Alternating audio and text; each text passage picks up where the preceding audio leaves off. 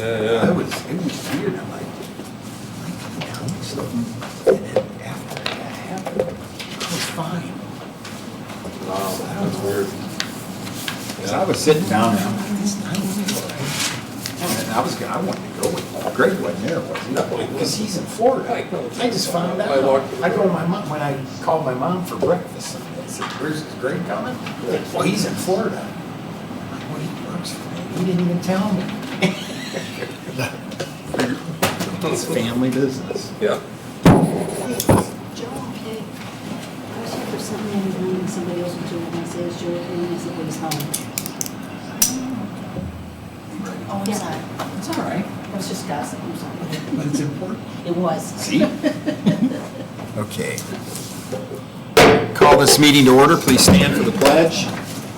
I pledge Allegiance to the flag of the United States of America and to the republic for which it stands, one nation, under God, indivisible, with liberty and justice for all. I guess we don't have Jeremy today. Good afternoon. This is the Porter County Redevelopment Commission meeting. It's a little past 4:30 on April 25th, 2022. We'll go right into roll call. Madam Auditor. Yes, Jeff Good, Present. Jeremy Rivas, Don Ensign, Here. Jason Gilliana, Here. Steve Solarski, Here. and Andrew Maletta. So we have 4 present. Thank you, Madam Auditor. We're going to get into the consent agenda. We have the approval of the minutes for March 15th, 2022. We have the approval of claims, and we have the financial report for the Redevelopment Commission. And we'll throw that to the board for approval. We can approve all 3 under consent. Make a motion to approve under the consent agenda, approval of claims and the financial report. Okay, we have a motion on the consent agenda. I'll second it. We have a second. Any further discussion? We have a motion and a second. All those in favor signify by saying aye. Aye. Pose same sign. Motion carries. So the consent agenda is done. Now we're going to get into the considerations here. Just to let everybody know, there is another meeting in here at 5 o'clock. It's an ARPA meeting. So we're going to get through our agenda here as quickly as possible. And then we're going to go, when we break for the meeting, we're going to move upstairs and we're going to go into executive session, which has been posted and is all done legally. So we'll be upstairs in our executive session right after this. So I just want to give everybody, if you're thinking that I'm moving fast and stuff, it's probably because I am. So we'll turn it over now. Annual report to Stu. This is no action required. There's, the state requires what they call the April 15th report. The auditor has filed this online in time for the April 15th deadline. We just put a copy in your agenda packet. It's pretty straightforward, who the members are, how much money's in the bank account, and what TIF district and resolution you approved last year. So that's it for item 4, unless there's any questions.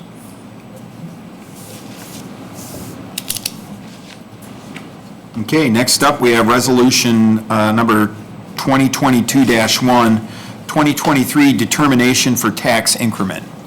So every year, the redevelopment commissions in Indiana have to determine how much increment they need, and this resolution says you need it all. If there were excess TIF, for example, if you had a bond issue that only required $100,000 of debt service payment and you had $130,000 of TIF revenue, you could release the amount. But in this case, you have no TIF revenue because we just created the district last year. You won't have any revenue until next year.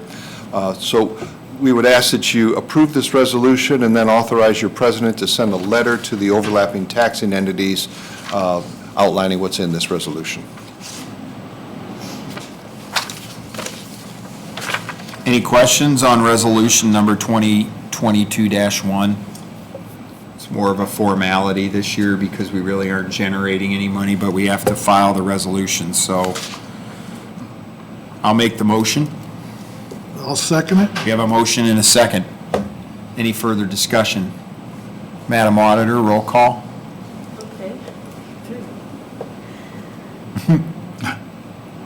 Don Ensign, Yes. Jason Gilliana, Yes. Jeff Good, Yes. Steve Solarski, Yes.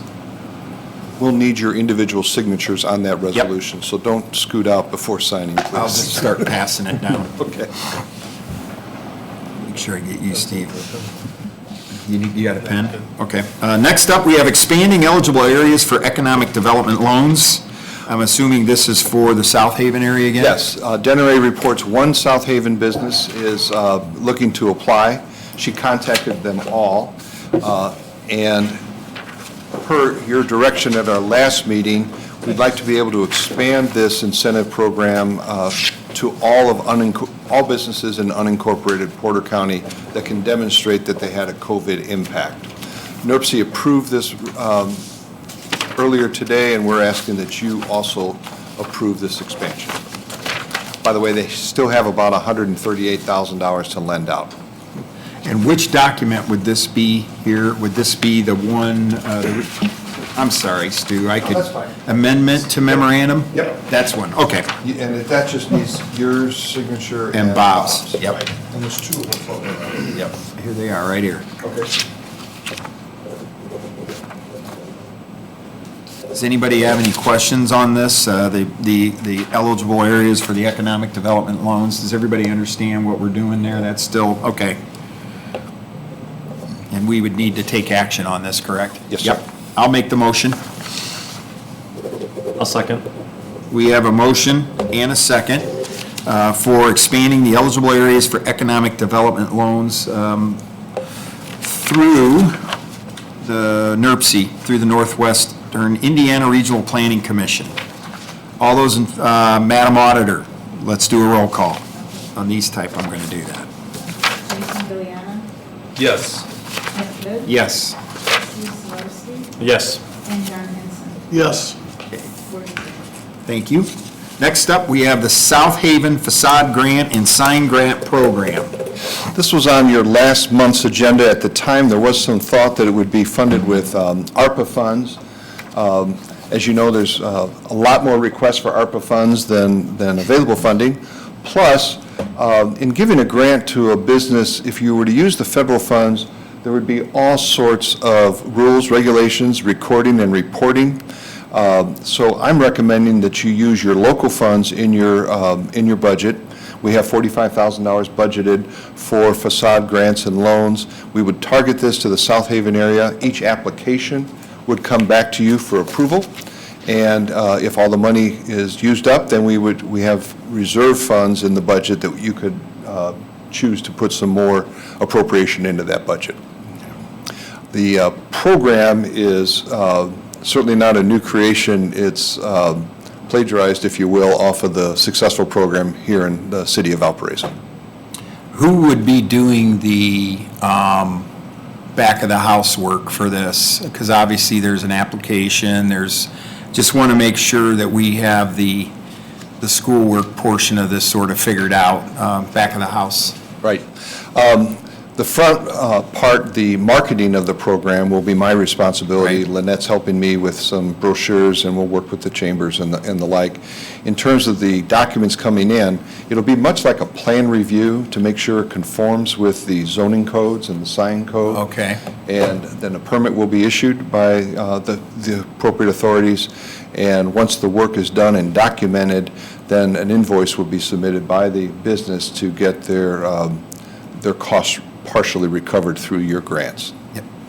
Does anybody have any questions on that? That's the devil in the details right there. Well, we've used that in Hebron for a while now, so Works pretty till we good. ran out of money. That's always the case, Don. It worked very well for us. I really like the application process that's put together here. Yep. It's very nice. Any questions from anybody else? What's the maximum they're allowed to be reimbursed? They could get actually two, one for the building and one for the sign. And the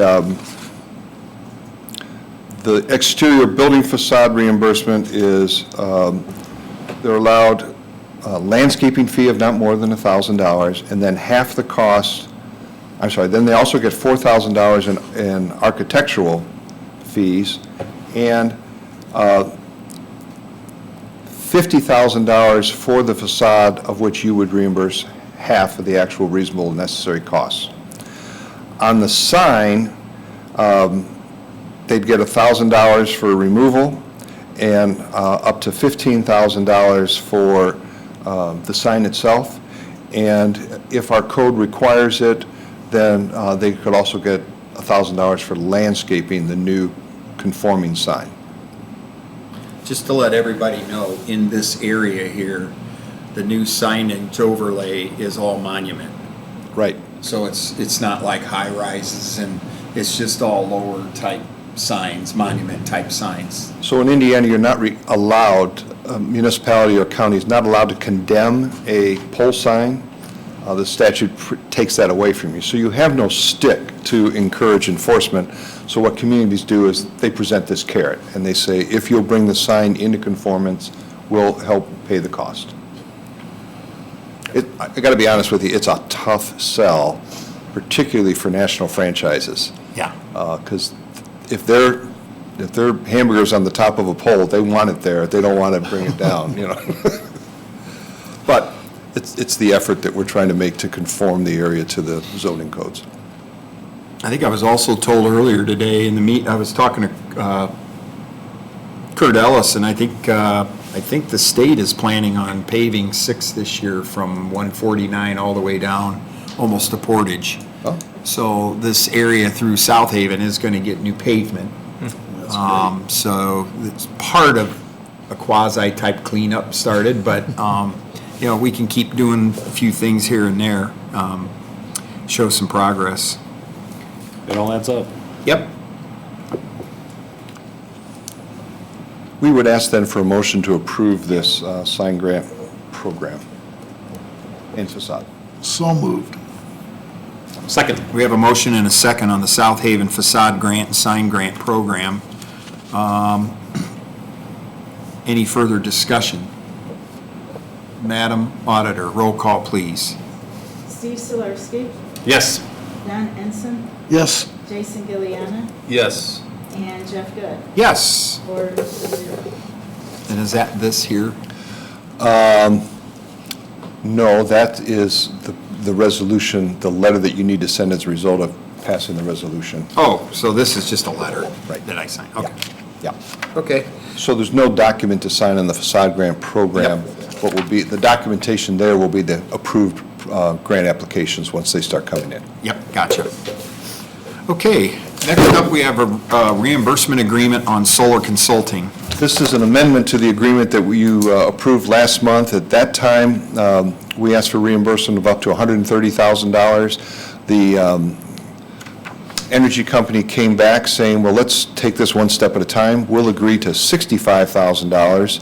And then if indeed the project's a go and incentives are being offered, then they would amend that to cover the additional consulting fees that Baker Tilly and Barnes and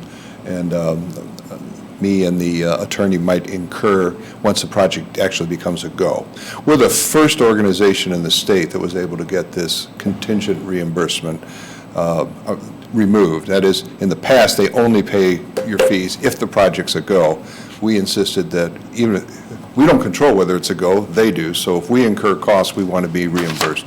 So this would really just a motion for the minutes saying that we agreed to up to $65,000 in this first phase. And that's all reimbursed by them. Correct. So that's not on us, but we have to, the document has to show the flow-through, I guess. So, so that's what this is, a reimbursement amendment agreement to the first one, is what this is. Yes, I'll sir. make the motion. I'll second it. We have a motion and a second on a reimbursement agreement on solar consulting. Again, Madam Auditor, roll call. Jeff Good, Yes.